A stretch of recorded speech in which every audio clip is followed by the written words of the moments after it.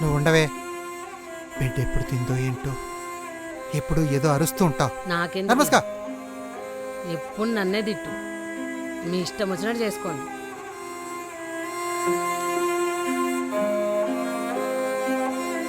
తినమ్మా. దాని మాటలేం పట్టించుకోకు. దానికి ఎప్పుడు ఏం మాట్లాడాలో తెలీదురా. నన్ను క్షమించు నాన్న. బయట ప్రపంచం బాగాలేదు కదరా. నీకేం జరిగిందన్న భయంతో కొండ బరువెక్కింది.